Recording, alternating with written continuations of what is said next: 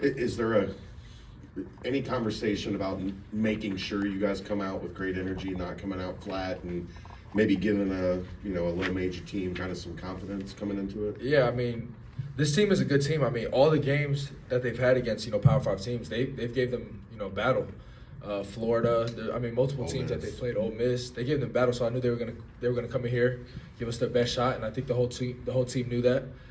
Just not trying to look too ahead as far as Christmas break is coming up. We're all excited about that, but taking one game at a time, knowing there's still business that needs to be done, making sure we staying locked in. It was a quick turnaround from Xavier to Dayton to this game. So I mean, they were a good team, and we knew we had to stay focused and lock in for it. Dillon, 10-1 in non-conference play. How would you assess your team's performance throughout this portion of the schedule? Yeah, no, I thought as far as just throughout the non-conference, we stayed locked in. I think we learned from wins. We learned from the one loss against Villanova, but most importantly, we were able to learn from wins. We just stayed together. We stayed consistent in practice. Coach talks a lot about having our light switch on and off, and we try to keep it on every day. No matter if it's practice, no matter if it's just film, staying locked in film, staying locked in, even on off days, coming in and getting work in. So I think it's just the consistency that we've had, throughout the non-conference and throughout the past, couple months.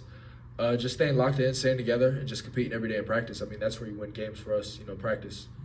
Kind of going off of that, which area of the game do you feel like this group has progressed in the most from game one, Pine Bluff, to now? I mean, I feel like there's a couple things, but I think number one is just defense. Kind of understand defense more. Even me, when I first got here, I was kind of, the defense is a little bit different, just the way they run things. But just being able to get more comfortable into it, understanding it better, than playing with the guys. I mean, just the way we play together. Just the competitive, passion that we have, and how good we all know each other's games now, and I think that's the biggest thing. Coming in at first, a lot of guys, they brought back a lot of guys. But we've also had some really good transfers come in, really good freshmen come in. So just understanding each other more.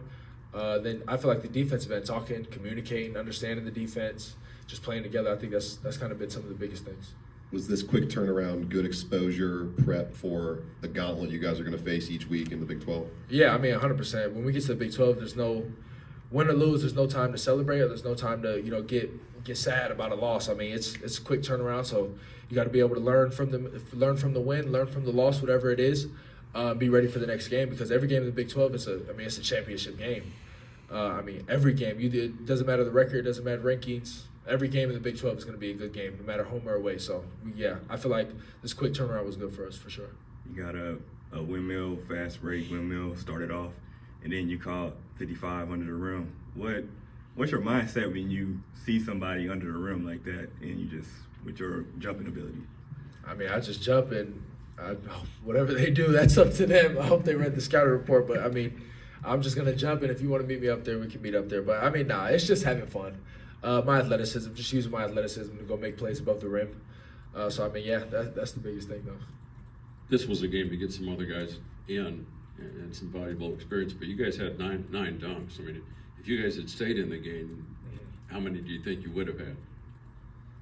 I don't know, a lot. But, I mean, that's just credit to the guards. The guards just find us. Jizzle, Dede, all them guys, they just find us, especially AZ. They know AZ's you put it up anywhere near AZ, he gonna go get it. So, I mean, I think they understand that now. And, I mean, you throw it up anywhere around that rim, he'll go get it. Real quick, who's your favorite dunker? Because those two were pretty good.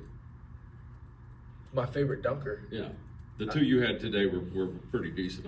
I compared them to James White. You have to go back and Google that probably. The windmill, and Mel Levitt. I love doing the windmill. I think it's kind of fun. With the left hand finish. I don't know. I've been doing that for a couple of years now. To me, that windmill is just fun. That's like my little signature dunk I like doing. Did you know Ernest Ross? I feel like I know him a little bit growing up. I feel like I played him AAU ball a little bit. Because I think he's from Florida. Yeah, he's from Florida, went to NC State. Yeah. So I think I've played him a couple times in AAU basketball growing up.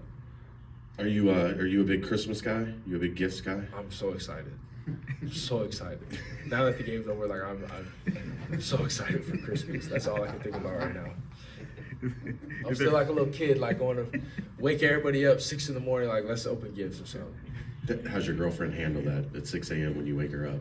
She's gonna be up before me, probably. The gifts that we get each other, she's gonna be up before me. So I mean, I'm a big Christmas guy. I'm excited. Is there any active player or former player that you model your game defensively after? That's a good one. I think honestly, watching Kenyon Martin a little bit when he played here, just his athleticism. I mean, there's multiple guys. I like what's his name for Minnesota, JD McDaniels. Yeah. I like watching him a little bit. Just his length, his athleticism, being effective in changing the game just on the defensive end. I mean, there's multiple guys I could say, but those are two guys for sure that just with their length, their athleticism, the way they could change the game. What does it do for you guys on the wing, having Day and Jizzle and Connor even playing the way that they are on the ball and just kind of frustrating the other team's offense the way that they do? They're able to speed the game up. I think that's what changes a lot for us on the defensive end. A lot of teams may want to slow the ball down because we like to deny, we like to get up and pressure. But I mean, they speed it up and they allow us to be able to deny and allow the other guards start making mistakes because they're speeding them guys up, and that's where us on the wings, me, Seamoss, Dan, are able to come and make deflections and lead into transition plays. So I think just the way they're able to speed the game up, I mean, it changes everything for us defensively. Getting back to Chad's Christmas question, do you have a favorite Christmas movie or tradition? I mean, the Grinch.